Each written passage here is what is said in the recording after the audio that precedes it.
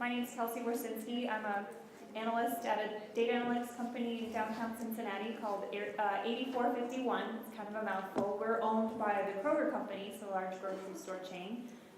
So my path into a career in math and science kind of started when I was in high school. Like you all, my mom was a AP Stats teacher, so obviously I had to take that class, and I liked it. I was always good in math, so it was just something that I naturally started to do in college, but in terms of career, I had no idea. I think at the time I thought the only option for a math major was to be an actuary, which is a rewarding, high-paying career, but not always the most fun and not for everybody. So it's a pretty demanding work schedule, to put it nicely. So I wasn't really sure what my career would be. So in college, I ended up majoring in math and computer science as an undergrad, and I came to Miami for grad school and got my master's in statistics. And even when I started my master's, I really didn't know what I wanted to do. I worked for a couple years. I worked as a consultant. I did software engineering, decided I didn't like that, went the stats route. So one thing I would say with my trajectory into what I've done today is I wouldn't write off doing math or seeing math, because I think when you're in high school, as I remember being, it's hard to imagine what a career could potentially be because you're just doing problems every night. That's your homework. So what cool things could really come out of that? And I would say just keep, if you're good at it, if you get good grades. I was on the swim team, so I had to have a certain GPA, so I thought if I just take math classes, I'll get A's, and at least I get to stay on the swim team. So that was kind of one way I started. I would keep going, because there's a lot of options out there that maybe aren't, they won't materialize when you're in high school, but they will in college, and you'll have different classes. And when maybe you'll go into another field like psychology, well, that requires a lot of statistics. So there's always going to be, in many, many jobs today, a touch point in technology, a touch point in math, a touch point in analytics. So there's options out there. I would say just explore them. Don't give up because maybe something seems a little bit repetitive at this point. So what I do today is I'm a data analyst. We work with all the loyalty card data for the Kroger stores. It's pretty exciting. You get to see what people buy and what motivates them to buy certain items. I get to see what I buy in a database, and I get to see how much money did I spend on certain products in a year, which is kind of funny. It puts a human aspect to something that's very quantitative. So I would say that that's really driven me to stay in this career. Yep. Okay. Is this one working? There we go. I'm Caroline Kren. I went to Miami for both my bachelor's in chemistry and my master's in mathematics. So I know those are kind of randomly put together, but I really always liked the math aspects of chemistry, so that worked out well for me. And then pretty soon after that, I did some teaching, and then I started at MedPace, which is where I am now. And what I do is I'm a data manager, and my company runs clinical trials. So a lot of you might take a medication that your doctor prescribes, or even some of the over-the-counter ones, and those have to go through a pretty rigorous testing process. Sometimes in healthy patients, and then sometimes to make sure they actually work for the disease that they're being prescribed for. So I kind of design how that data is being collected, and then make sure it all makes sense, what we call cleaning the data, and then I send it off to my statistician friends, who then put it together and kind of do what you might hear on a commercial for a drug, where they say, 12% of people get a headache when on this drug versus 6% of those on placebo, those kinds of things. So I'm collecting that data, making sure it makes sense, and it can be really exciting when a drug does work. And we know that we're making a difference in people's lives. So it is really important, but it's an industry that I had no idea existed before I started working there. So it's another great example of just knowing, when I started my degree in chemistry, I thought, chemists work in a lab at a bench. And I actually did that for a summer here. And while many say do undergraduate research to figure out what you like, I also say do undergraduate research so you can figure out what you don't like. I did it, and I realized I didn't want to sit, in a lab at a bench all day, but having that chemistry degree and a lot of the math classes that went with it, then let me go on to get my master's in math. And, I don't use many of those things every day. I don't do algebra, sitting at my desk, but math teaches you a lot of problem-solving skills, and any of these quantitative types of majors really do help you with that. And that's a lot of the things are, where is the issue? Is it with the programming, or is it with the data that went into it? Let's figure out where that problem is and solve it. I would also just add that having lots of other aspects in college besides just your grades and your classes is really kind of fun. I did marching band when I was at Miami, and so I have a lot of friends still from marching band, basketball band, hockey band. I also played intramural ice hockey, and I still do. I play with a bunch of professors here, so it's actually a really fun thing. We play against other college students, get our butts kicked some of the time, but just having those kinds of activities where you meet other people and lots of people from different majors and things can be really interesting too. So, the classes are important, but making friends in lots of other aspects is a great way to get through college. Hi, I'm Brianna Bilaski, and I actually work with Kelsey at the company 8451, which is owned by Kroger, so we collect all the data from the Kroger Plus cards. We basically assume that you are what you eat. So basically what I wanted to talk to you guys about today is, I was in your shoes. I don't know how many of you know what you want to be when you grow up. I still don't. I didn't even know what I wanted to major in when I came to Miami University, so I was actually undecided until I was forced to make a decision my junior year of what I wanted to do. So I think, Miami is great in that you take a lot of different types of courses throughout the 4 years that you're here, and it allows you to get experiment with different classes and different courses and different teachers. And through that, I realized I think I want to get into some sort of math or stats degree. So I actually have I graduated with a double major in marketing and statistics, hence why I work for a marketing research firm today. But you don't have to know, my whole point is you don't have to know right now what you want to be or what you want to do. Like, experiment once you get here, take a bunch of courses, try to figure out what you're interested in, what you're good at, that type of thing. So I do have an analytical background, but I am actually not an analyst. I actually don't work a lot on the analyst or analysis side of things. I started at my company doing software development. So I actually took, one of the girls up here said she took a computer science course, learned Java. I did a similar thing.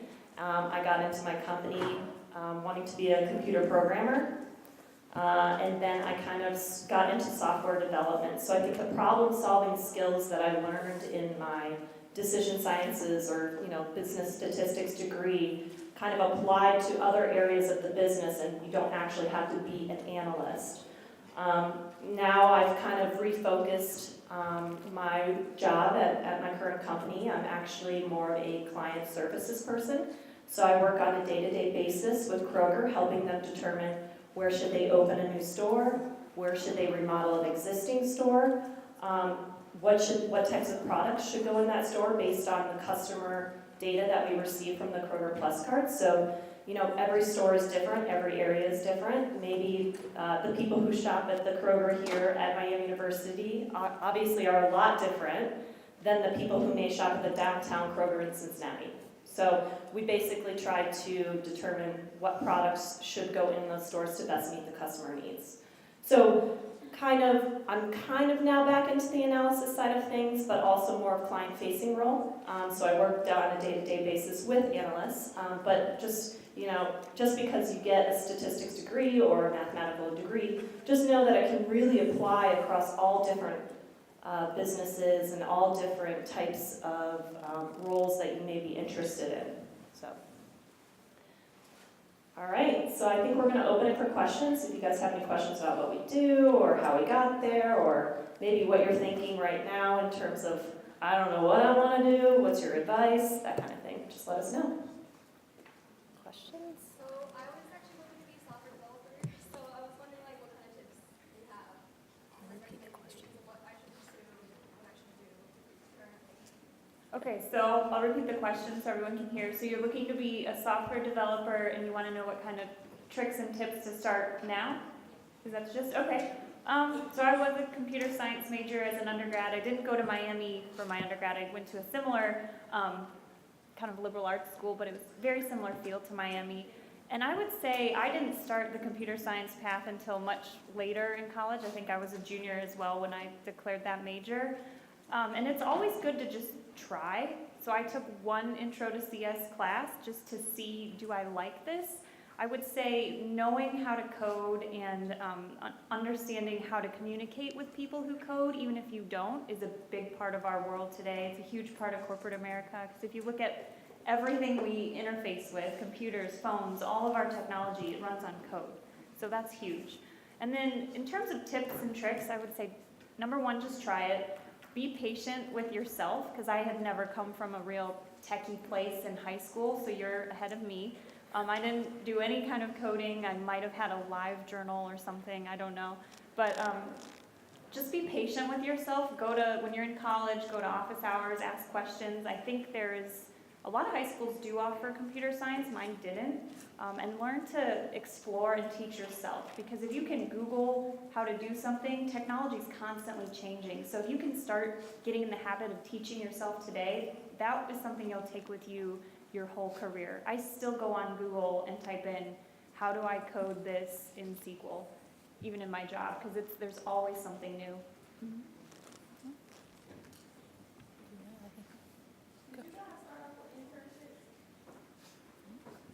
So do we start off with internships? Not an official internship, but Miami does offer a lot of undergraduate research. So I was doing the same research that graduate students and my professor and everything were doing in the lab with them. Obviously, I started, just helping them with their experiments, but moved on to having my own experiment and writing that up. And I don't know about, I think there's lots of current opportunities at Miami for internships, and they can be a great chance. I know my company offers summer internships, and we come to the Miami Career Days and try to recruit people for those. But I think an internship is a great way to learn about business and just how things work, and maybe even just company culture, and see if you fit in with that company. Any more about internships? What is an average day like for you guys? What is an average day like? There is no average day. I would say that on a day-to-day basis, my day consists of a lot of meetings where I talk with my Kroger clients and my counterparts, where we try to strategize in terms of what do we want to do next in terms of identifying, kind of what I was talking about before, identifying where do we want to open new stores, where do we want to remodel existing stores, what do we want to put in them, how do we want to engage the customers that are actually going to be walking through those stores. So it's a lot of strategy and planning, 1 to 2 years in advance. But a lot of phone calls, a lot of meetings, and I don't know, Miami University, when I was here, we did a lot of group projects, and I think in the real world, that's what happens. You don't do a lot of things on your own. You do everything as a group, and it's always kind of, coming to a consensus, ways of working together, building those relationships, that's really important. So it's a lot of relationship building as well. Yeah, I would say in addition to kind of the meetings, I do a fair amount of emailing just because I'm sending a lot of data sets and trying to give people information on things, and email's often, a really good way to convey that. So practicing that writing communication, a lot of people, might just text. Not everybody writes emails. We write, Facebook statuses, and we post pictures on Instagram, but a lot of people forget how much writing is involved. Whether it's a journal article in an academic field, or just being able to clearly communicate in just maybe a couple of bullet points what you need from someone. I still have employees that I'm kind of working with because they write, big paragraphs, and I'm like, no one has time to read your paragraph. So please give me 2 or 3 bullet points to kind of get across what you need. So that written communication is really important. Just sometimes I see really bad emails, or emails that go back and forth 3 or 4 times because someone didn't say up front what it was they really needed, or it should have been a meeting instead of an email, or a meeting that should have been an email. Those are kind of the worst. You all get together for 15 minutes and realize someone could have sent an email with 3 bullet points and it would have solved that problem. So kind of judging that, when a meeting versus an email versus a phone call is the best thing is really a big part of my job. So then doing those things, sending emails, trying to answer questions and solve problems. You know, hey, I got this data set, but this field's missing. Is that correct? Maybe I send that to the programmer and talk with them about whether it was programmed correctly or is the data just not entered yet. So kind of troubleshooting, I would say, is a lot of my problems, and getting to know who can help you with those problems. Which programmer is the one who addresses that aspect of that programming. So that personal, you know, communication is key too. Just really understanding who does what job and who's the best person to help you fix whatever issue you're having at the moment. I'll just add, I'm probably more of the programmer that you described, so I like being in the techie side of things. I still code for a living. So for me, I am in a lot of meetings as well, but I do try to have blocked out time in my days where I just sit alone and code and think about an algorithm or think about a model I'm building or something like that. And then the communication comes in. I'm the one who builds the model, I produce the model, I have to deliver the results, but I need to make sure that people can understand what I've done. So I need to, you know, again, maybe it's a meeting, maybe it's a presentation, whatever it is, I need to work with my team and communicate with them so they don't see this nebulous idea of something that I built that ends up not being used because nobody understands it. So it's a little bit more of a mix on my end of working alone and then passing what I've done onto the group and getting them involved. So it's a variety. Talking about doing like large projects, how many different career fields do you think you work with in a day? Okay, so the question, she said we talk about large projects, how many different career fields do we work with in a given day? I would say I easily touch like 10 different kind of titles, you know, whether it's statistician to a couple different kinds of programmers. I work with clinical operations, so who a lot of times have medical backgrounds, doctors. I might email a site staff who's like a nurse at a doctor's office who's entering data. I work with my data coordinators. So I would easily say, you know, 10 or 12 different kind of career paths that I'm working with in any given day. Yeah, I would probably say a handful. I talk to real estate people on a day-to-day basis. I also work a lot with analysts on a day-to-day basis, a lot of data people. So obviously when we collect the data from the Kroger Plus cards, they have to go into a big database. So I talk to the people who own that database on a day-to-day basis. Also people who can transform that data into, you know, something that I can understand.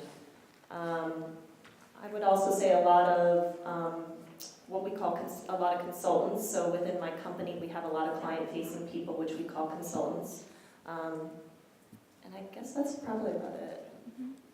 Yeah, since our company is owned by Kroger, that adds in a whole new interesting relationship there. So in addition to what Brianna said, since we work for the same company, if I'm doing a project with Kroger, even though we're our own company, but we still have to work with Kroger. We can't just do something in a Kroger store without telling them first.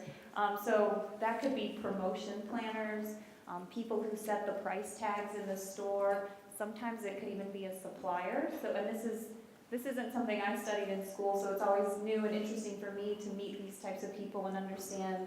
So how do you buy seafood? How do you measure the cost of salmon and things like that? And how does it get to the store? So a lot of that type of just marketing, buying, grocery type industry things. What was your first job and what did you learn from it that you applied to your current job? Okay, that's a good question. So what was your first job and what did you learn from it that you could apply now or that you apply? Yeah. So my first job was actually in primary research. And I was doing basically writing questionnaires and screeners for Coca-Cola and Dial. And I worked for a really small marketing research firm in Cincinnati. The thing that I learned about that job was that it wasn't as challenging as I wanted it to be, which is why I actually moved to a company called dunnhumby USA, which is now called 8451. So it was kind of, you know, we had talked about doing things to find out what you want to do and what you don't want to do. And that was one of the things where I realized this isn't what I want to do, because I was looking for more of a challenge and something that was a little more analytical, because just writing questionnaires and screeners and not actually looking at the data wasn't as fulfilling to me as maybe my current role. Yeah, so my first job out of grad school was actually teaching calculus and other maths, and I really did like that. And it taught me a lot about kind of preparing and being up in front of students. I know you guys are on the student side, and you may not realize how scary it can be sometimes to be on the teacher side and know that people might ask you questions you have no idea what the answer is. But I think it taught me a lot about thinking on my feet and being able to answer questions and being able to kind of, you say, you know what, let me get back to you on that. Sometimes that's a valid answer just as much as actually answering the question, and then being sure to follow up on that. And that happens, now in meetings too. Sometimes you don't have that particular data point at hand and you need to get back to them. So it also taught me just not to be afraid of presenting. A lot of us have to present for our jobs. We're telling someone the work we've done and what it means and how we should move forward with it. So and teaching other people can really teach you a lot about what you actually understand about material. So I think it was really helpful. Yeah, so my first job was actually in a clothing store. And I think the main thing I learned there is just how to save money when I was I don't know, 17 or 18. So I learned to save money, and that's some savings I carried with me through college, and I had some internships in college. So I was able to at least have a little bit of cushion if I needed to get an apartment or something for the summer. So that was my first job. But then my first career job was with a consulting firm where I was a software developer. And it taught me more what I don't like than what I like. And I guess it taught me what I like too. I realized I liked programming and I liked meeting with clients, but I didn't like the products I was building. I didn't really get to see my work through to a final product in the team I was on. So I switched teams at my first job, and I started working with data and with databases and building cool reports for our clients so they could see if they come into work in the morning, how are our sales doing. So I really liked that aspect. So it kind of steered me, it took the skills I had and then steered me towards refining more of what I wanted to do with those skills. How long did you get a job in your field after you graduated? So the question was, how long did it take us to get a job after we graduated?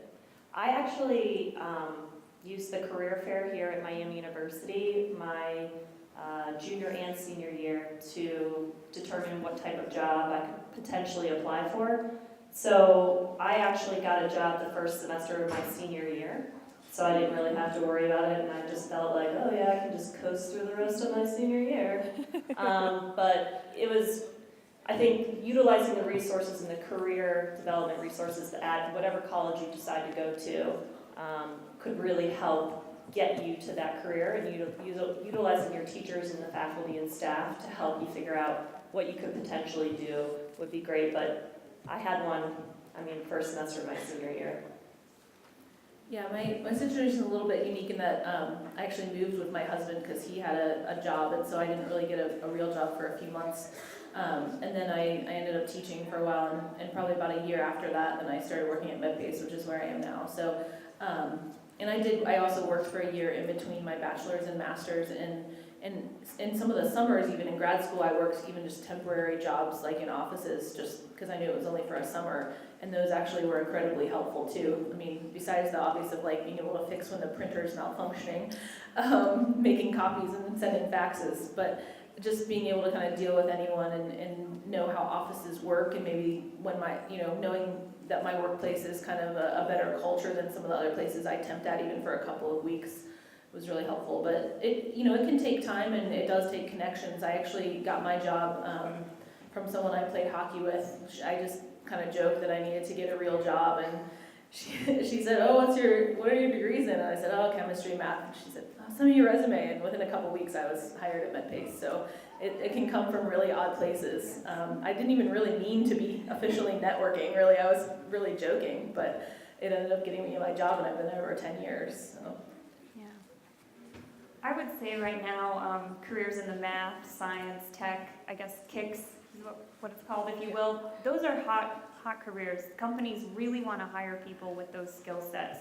And I do a lot of recruiting and interviewing of college students for our firm. So I would say you can get a job fall of your senior year of college. I did that twice, after undergrad and after graduate school. And internships definitely help if you have connections already. I would just say when you're, and granted you all haven't started college yet, but once you get into college, companies are recruiting on campuses as early as September. So if you have a resume all set, if you're at the career fair, just stay organized. Keep a list of who you want to talk to for full-time jobs and internships. You can pretty comfortably get a job and then enjoy the rest of your year, so you're not come summertime too worried about what you're going to be doing when you graduate.